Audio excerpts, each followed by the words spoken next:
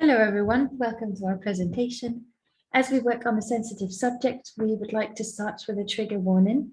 We are going to talk about incest narratives and we will mention the term incest quite a lot.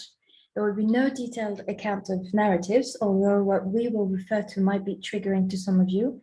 So please feel free to skip our presentation or leave when you feel the need to. For ethical reasons, we decided to slightly modify and anonymize the examples of tweets of testimonies. In our study, we investigate French narratives of incest on Twitter during the Me Too incest movement. More specifically, the aim of our research is to investigate whether French victims' testimonies on Twitter are distorted in media and politicians' tweets. To do so, we carried out a qualitative social media critical discourse analysis. At the beginning of January 2021, the French author Camille Kouchner published La Familia, Grande, in which she recounts sexual assault on her brother by her stepfather, Olivier Duhamel. This publication gave rise to the Me Too incest movement on Twitter after a victim shared her experience of incest on social media using the Me Too incest hashtag. The movement gained momentum when the feminist group Nous Toutes, all of us, tweeted using the hashtag. Me Too incest stems from the larger Me Too movement. In fact, incest testimonies were already present in French Me Too tweets. These movements facilitated the digitized narratives of victims of sexual violence on social media. The goal of Me Too movement, which is a form of digital activism, is to raise awareness by using the hashtag to take control over one's own storytelling and challenging the dominant scripts around sexual violence. For these reasons, these narratives can be defined as a discourse of resistance. However, previous critical discourse studies on survivors' narratives have shown that in the process of institutionalization, these narratives get reformulated, they get distorted. Early research on the survivors' narratives in the legal setting have shown that as women's narratives of violence move beyond their original context of productions, they are modified so that they can conform to institutionally privileged genres. This aspect will be central in our analysis of the Me Too incest discourse, as Camille Kouchner's revelation and the Me Too incest movement sparked numerous reactions in the media and from politicians. But before we go into the specifics of our analysis, we would like to mention the only linguistic study which was done on Me Too incest. So this study was a quantitative analysis of more than 20,000 tweets with a hashtag. The authors argue that the taboo is so strong that it also applies even to the word itself, so that traditionally the notion of incest was expressed with expressions like attentat à la pudeur, meaning indecent assault. So that was the legal predominant expression to refer to it. And they argue that the Me Too incest movement led to a liberation of speech, breaking the silence of incest, because one of their main findings was the absence of this specific formulation, indecent assault. However, we can wonder if the hashtag is enough to break a taboo, and maybe this expression has been replaced by other expressions to refer to incest. So what we present here is a qualitative analysis of the hashtag, where we investigate whether there is a potential distortion of French narratives of incest on Twitter. We started from the testimonies on Twitter, so as we mentioned, sharing narratives about sexual violence on social media enables victims to take control over their own storytelling and challenge the dominant scripts around sexual violence. So our study contributes to social media critical discourse studies that question whether social media can truly lead to a fully centralized and democratized access to discursive power, as it is often argued. But we also analyzed tweets from traditional news outlets. As Kosravinik and Unger argue, social media communication has given rise to a new dynamic, changing the distribution processes at the core of assumptions about power in the mass media, while Bouvier studied the reliance of news outlets on social media for sourcing stories. So basically what is trending on social media becomes news content. However, in her analysis, she finds that the news media tend to remove the complexity of the issue with a framing of the events that excludes some positions. And we also looked at tweets from politicians, which is a form of mediatized political discourse, which for most people is the only way in which they ever encounter politics, as argued by Okulska. So research on such discourse generally look at it at a very top-down phenomenon, where they focus on the distortion of political discourse through mediatization channels. So what we do is look at a more bottom-up phenomenon, at how the discourse of victims can be distorted in the more powerful media discourse and mediatized political discourse. We use the Twitter API research to collect tweets using the #MeTooIncest hashtag in French tweets over 2 weeks, starting from the 14th of January 2021. This collection resulted in 1,055 randomly selected tweets, which were then annotated in different categories: testimonies, media, and politics. We also found that the majority of tweets were mainly reaction tweets from people who are not politicians or media outlets and who were showing support. So we could possibly question the idea of liberation of discourse, since testimonies are only a minority of tweets using the hashtag. The aim of our study is to look for potential distortion, more specifically via naming strategies of two key notions. First, we looked at the naming strategies used to refer to the perpetrator, and second, naming strategies used to refer to the act of incest itself. Regarding the naming strategies for the perpetrator, we looked at whether the perpetrator was named in the tweet in different ways or not named at all. This refers to the notion of agency, non-agency, which has been a key notion in critical discourse studies of accounts of sexual violence in a legal context and in the media. Our second parameter is the naming strategies to refer to the act. This aspect is particularly interesting as the taboo of incest is clearly shown in the avoidance of using the name incest to refer to it. In France, it remained for a long time referred to as monstrous acts, indecent assault, the most odious offence, or even un crime que l'on rougit de nommer, a crime one shies away from naming, as told by a judge in 1845.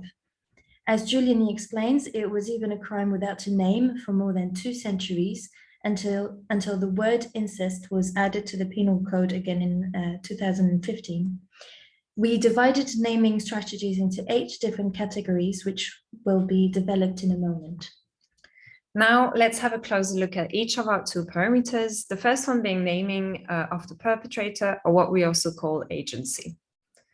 Overall, we can see here that agency is present in a majority of testimonies, whereas it is erased in a majority of non-testimony tweets. This already shows both distortion of victims' narratives and homogenization of non-testimony discourse. So now, how are the perpetrators named when they are expressed in the tweets? When agency was present in testimonies, it was through specific references to the perpetrator. For instance, the perpetrator was referred to by a family member name, such as my mother's brother instead of my uncle, or my mother's boyfriend instead of my stepfather. We also found my janitor instead of my father. All these formulations put more distance between the victim and the perpetrator. Then we also observed some cases where the perpetrator was referred to by pronouns such as you, he, or him, or she, and one unique case where the perpetrator was expressed by their own name.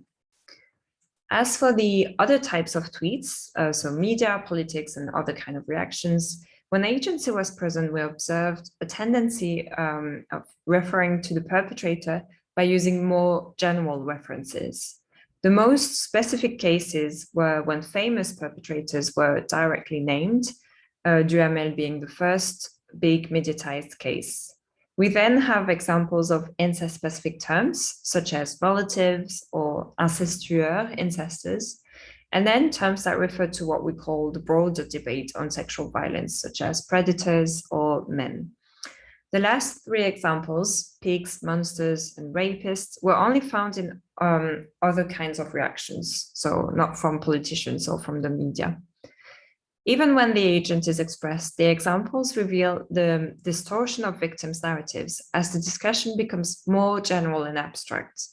This could also be explained by the emergence of the #MeTooGay hashtag shortly after the #MeTooIncest movement. Now let's have a look at the strategies for our second parameter, the naming of the act. So we observed different strategies to express the act linguistically. Those strategies were used more or less frequently depending on the type of tweets, with a very clear contrast between testimonies on the one hand and non-testimony tweets from the media, politicians, and others on the other hand. So you can already see a difference between testimonies and the other groups in the choice of expressing the notion of incest in the tweet or only in the hashtag, which is by far the preferred strategy of non-testimony tweets, with proportions between the media, politicians, and other tweets very similar overall. So for example, 33% of media tweets express the notion of incest only in the #MeTooIncest hashtag, whereas 39% of politician tweets do this, and 39% of other tweets do the same. So 33%, 39%, that's a kind of subtle nuances that you have between those three groups, which is why we just group them together for this part of the analysis. So that's it for the first strategy, when tweets do not actually express the idea semantically anywhere else in the tweet except via the hashtag. But what happens when they do express it? First of all, the various forms of euphemism, which we annotated simply as euphemism, are the preferred strategy in testimonies, with 36% of them choosing it. So we found vague periphrases like "what was done to me," "what happened to me," or sometimes the pretext used by the perpetrator to minimize the acts, like "again" or "playing," and very frequent euphemistic use of pronouns, which was very well exemplified in a formulation from Camille Kouchner in an interview a few months later, when she said that this cannot be named, incest cannot be named. Non-testimony tweets, on the other hand, use the same strategy, but much less frequently, only 11% of the time, but also in a very different way. So here, incest is expressed in abstract terms, like this phenomenon, the facts, this topic, and also via periphrases discussing the very fact that it is a taboo, like this sensitive topic, the taboo of all taboos, or in terms expressing pathos, like that terrible trauma, this horror, a broken child, which you also find in the testimonies, but not quite as often. One of the most extremely euphemistic periphrases, to give you an idea, that we found here, for example, was misbehaviors of that sort, which would be very difficult to interpret as meaning incest if there wasn't a hashtag. So there is really a difference in nature in how the same strategy is used in the testimony and in other tweets. And this is also true for the other naming strategies. The second strategy favored by testimonies, with 13% of them, was to express the idea of incest via an explicit, direct, matter-of-fact paraphrase. So incest can be defined as sexual violence by a family member, generally on a minor. And we found all those four semantic elements in periphrases, like, for example, I was 8 years old, I was sexually assaulted by my uncle, to give a fictional example. So with sometimes additional details. So those direct matter-of-fact periphrases are very typical formulations that are not found in other tweets, except when they were quoting testimonies. And when other tweets do use that sort of phrases, with 4% of them containing all the semantic elements, the terms they use are much more general and technical, like, for example, intra-family sexual violence. There are also three strategies which occur almost exclusively in testimonies. One of them is dysphemism, a term that is willingly shocking and has the opposite effect of a euphemism. For example, massacre, describing the numerous incests happening in society. The second one is the use of a specific description of the sexual aggression with some level of detail.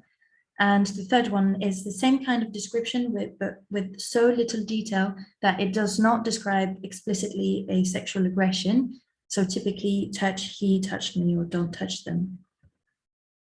Some of the strategies, on the contrary, are quite typical of non-testimony tweets, such as what we called an underspecified periphrase. In those cases, instead of expressing incest, the idea expressed is more generally sexual violence against minors or sexual violence in general. This was used by 25% of media politics other tweets, because those tweets tend to broaden the debate to sexual violence, in particular in relation to the law. So we can also imagine that it is comparatively easier for people to talk about sexual violence on minors and sexual violence than about the specificities of incest. Only 8% of testimonies preferred that strategy, so it seems that generally victims would rather express that specificity. Perhaps surprisingly, the word incest itself was more often found in non-testimony tweets. However, the word is not used on its own, but generally in noun phrases like victims of incest, which is not the case in the rarer testimonies using it.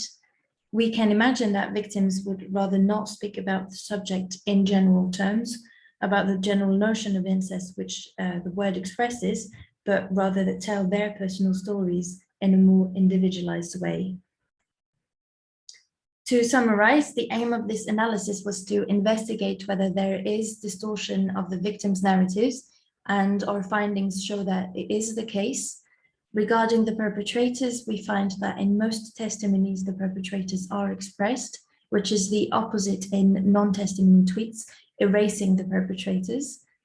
As for the naming of the act, not only the strategies are not used as frequently in testimonies and other tweets, but they are also used differently. The distortion is clearly exemplified by the broadening of the debate around sexual violence in general. As mentioned earlier, previous research on incest and the word itself have shown that the word is now used on social media, but also in the legal domain, while indecent assault is no longer in use.